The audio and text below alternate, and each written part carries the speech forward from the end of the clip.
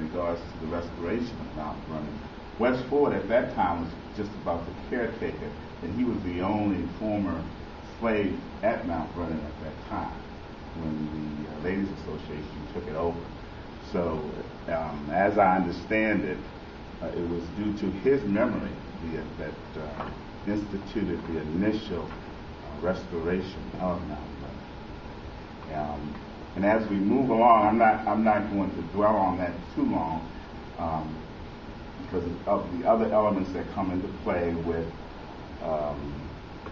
Woodlawn, and we heard how the Quakers came to the earth. And of course, Quakers were abolitionists and shipbuilders, and they were purchasing a lot of the property in the area, and they owned Woodlawn at one point. And in referencing to Fort Humphreys, they owned the Fort Humphreys area. And so they purchased the land, and they harvested the timber for the building of ships. And they in turn sold the property to blacks, because at one point in time you had a large settlement of black landowners at Fort Humphreys. And that, within the creation of Fort Humphreys, a lot of the homeowners that were there were displaced. In 1911, there was an exodus of black landowners here to Gum Springs.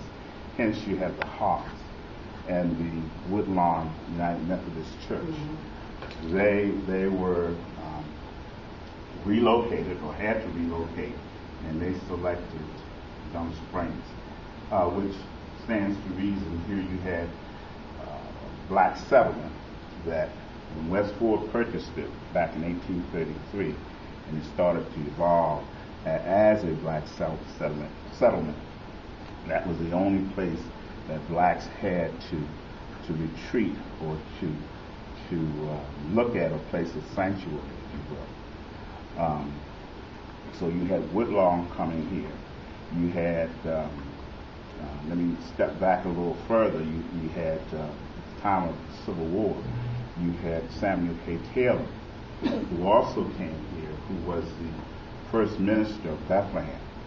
Now, of course, in 1863, Lincoln had given black soldiers sanctuary, and he had issued an edict, an order, stating that all black soldiers were not to be touched, that they were under his protection. But yet, of course, we know people were not readily free. They're slaves. And so you had people like Samuel K. Taylor, who ran away from Taylor Plantation in Caroline County, Virginia, and made his way here to Gum Springs. And you had the Emancipation Proclamation going on, yes, but it truly was not safe for blacks to travel. They were still in jeopardy of being just taken in and into slavery. So I always used to think that Samuel K. Taylor truly must have traveled in the dead of night, because he and his wife ran away at the same time. And I constantly was telling the story at the museum that it must have been in a horrific situation for them to travel at night, because the terrain was very swampy from here, from Caroline County to here. But I came to understand that he actually elected to travel by day. In the writings of Reverend Triplett, who was the second minister of Bethlehem, wrote in his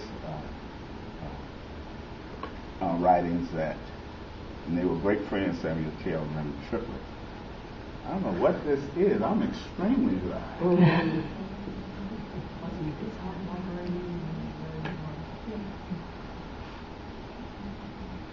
That's going to make a good piano.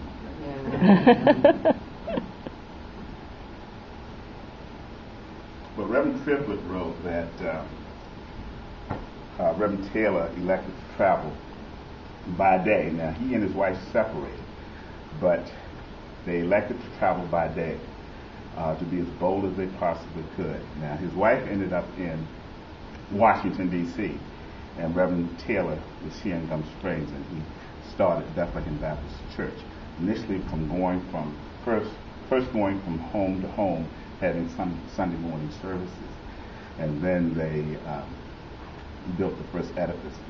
They started the church in 1863 and built the first edifice in 1865 at the close of the Civil War. But he and his wife reunited by his wife talking to a gentleman in D.C. And the gentleman asked, well, do you know a Samuel Taylor that's in Gum Springs? And she asked the gentleman to describe him, and he did, and she told him, well, that's my husband. And so that's how they were reunited. So you had African Americans who were running away from plantations that were not readily releasing their slaves and making their way here to Gum Springs.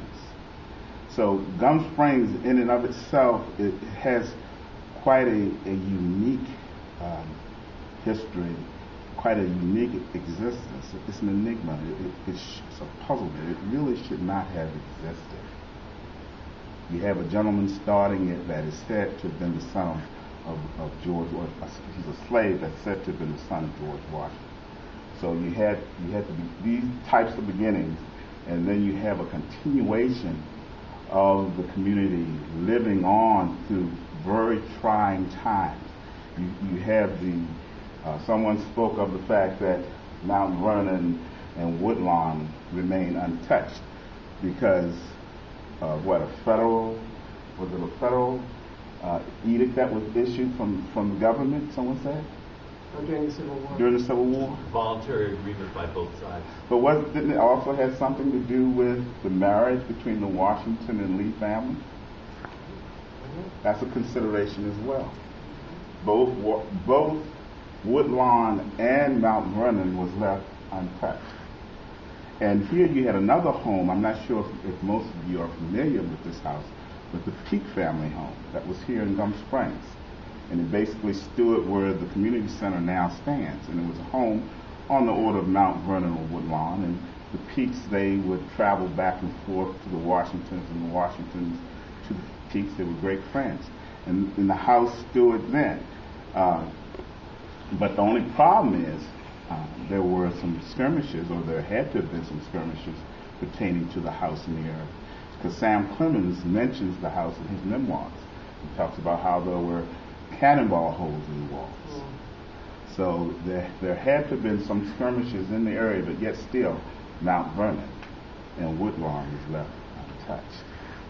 So in moving along through this march through history, and with the Quakers buying and selling property to African Americans, and the African Americans that were once at Woodlawn, and then having to at Belvoir, and then having to move here to Gum Springs. I'm not sure. Maybe you can clarify the two major settlements that were at Fort Belvoir in 1911, 1912. There weren't any major ones other than Atherton Village. Other than that, it was just small landowners. Well, I'm considering that major. I'm considering those small landowners in regards to African Americans. I'm considering that major, and I use that terminology because for them that was major, for them to own that property. But unfortunately, in the government's drive to acquire this property, I think they got very little for it. And so you had two exodus. You had the 1912, and then you had 1940 when the remaining elements of those settlements up here in Gum Springs.